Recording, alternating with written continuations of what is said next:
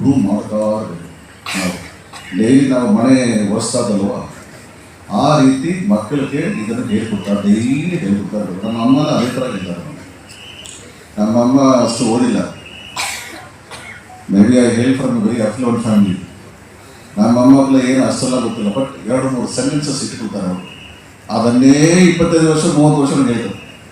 ಚೆನ್ನಾಗಿ ಓದಬೇಕು, ಒಳ್ಳೆಯ ಹ್ಯಾಬಿಟ್ಸ್ ಇರಬೇಕು, ಜನರಿಗೆ ನೀವು ಮುಂದೆ ಹೋಗಿ. ಯಾಕಂದರೆ ನಮ್ಮ ಅಪ್ಪ MLA ಅವಾಗ ಜನ ಸಿಕ್ಕಾಬಿಡ ಬರೋರು ನಮ್ಮ ಮನೆಗೆ.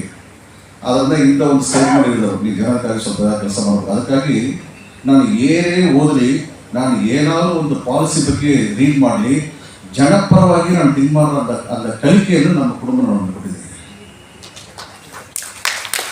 ಒಂದು ಮೋಟಿವೇಶನ್ ಇರಬೇಕು.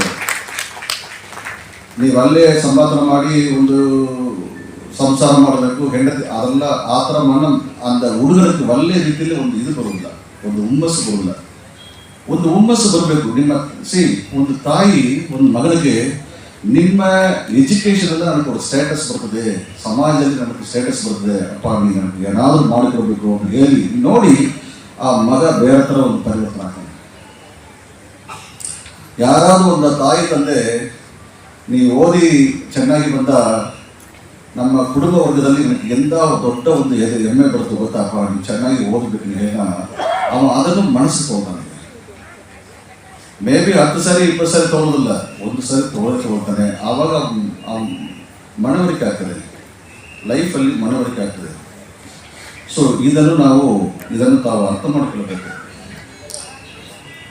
ಎರಡನೇದಾಗಿ ನಾನು ಬಾಬಾಸಾಹೇಬ್ ಸಂಘ ಒಂದು ಬ್ಯಾಕ್ವರ್ಡ್ ಕ್ಲಾಸ್ ಒಂದು ಸೊಸೈಟಿ, ಇವರು ಇಷ್ಟೆಲ್ಲ ಸೇರಿ ಒಂದು ಒಳ್ಳೆಯ ಒಂದು ಕೋಆಪರೇಟಿವ್ ಸಂಘವನ್ನು ಇವರು ಮಾಡಿದಂದ್ರೆ ಏನು ಉದ್ದೇಶ ಇರಬೇಕು, ಏನು ಉದ್ದೇಶಕ್ಕಾಗಿ ಇದನ್ನು ಮಾಡಿರಬೇಕು.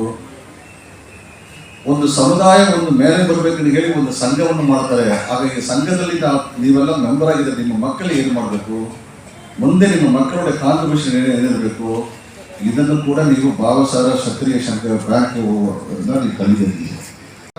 ಅಥವಾ ಕೆಲವು ವಿಷಯಗಳ ಬಗ್ಗೆ ಹೇಳಿದರ ಬಗ್ಗೆ ತಾವು ಡಿಸ್ಕಸ್ ಮಾಡ್ತೀರಾ. This is called meeting of minds. ಯಾವ ಒಂದು ವಿಷಯದ ಬಗ್ಗೆ 2 ಜನಕ್ಕೆ ಮೇಲೆ ಮಾತಾಡ ಶುರು ಮಾಡ್ತಾರೋ ಅದು ಒಂದು ಕಾನ್ಸೆಪ್ಟ್ ಆಗಿ ಪರಿಣಾಮ ಆಗ್ತದೆ. ಅದಕ್ಕಾಗಿ ನಾವು ಬಾಬಾಸಾಹೇಬ್ ಬ್ಯಾಂಕ್ ಬಂದು ಇವತ್ತು ಮೆಂಬರ್ಸ್ ಅಲ್ಲಿ ಮಾಡಿ ನಿಮಗೆ ಒಳ್ಳೆಯದು ಮಾಡ್ತಾರೆ. ಅದೇ ರೀತಿ ಇವತ್ತು ನಾನು Babasaheb bank president and the board of ಡೈರೆಕ್ಟರ್ಸ್ಗೆ ಒಂದು ಮನವಿಯನ್ನು ಮಾಡ್ತೇನೆ. ತಾವು ಒಳ್ಳೆ ಕಾರ್ಯಕ್ರಮಗಳು ಮಾಡ್ತಾ ಇರ್ಬೋದು. ಇವ್ರ ಮಕ್ಕಳಿಗೆ ಮಾತ್ರ ಕಾರ್ಯಕ್ರಮ ಮಾಡಿ ಇವರು 300 ಜನ 400 ಜನ 500 ಜನ 1000 ಜನ ಕರೆಯೋರು. ಒಳ್ಳೆ ಸ್ಪೀಕರ್ ಇದ್ದಾರೆ. ಸುಮ್ಮನೆ ಒಂದು ಆಡಂಬರವಾಗಿ ಮಾತಾಡೋರು ಕರಿಬಾರ್ದು. ನಾನು ಜನರಲ್ ಆಗಿ ನಿಮಗೆ ಮಾತಾಡ್ತೇನೆ. If you call me for any presentation, I will come with my PowerPoint presentation. I will connect you to the point. ನಾನು ಸುಮ್ಮನೆ ಮಾತಾಡೋದು ಬರುವುದಿಲ್ಲ. ಈ ರೀತಿಯಾದ ಒಳ್ಳೆಯ ಹೃದಯ ಇರುವ ಸ್ಪೀಕರ್ಸ್ ಇದ್ದಾರೆ. ಇವರನ್ನು ಕರೆಸಿ ಮಕ್ಕಳಿಗೆ ಒಂದು ಒಳ್ಳೆಯ ವಿಷಯಗಳ ಬಗ್ಗೆ ಹೇಳಿಕೊಡಬಹುದು.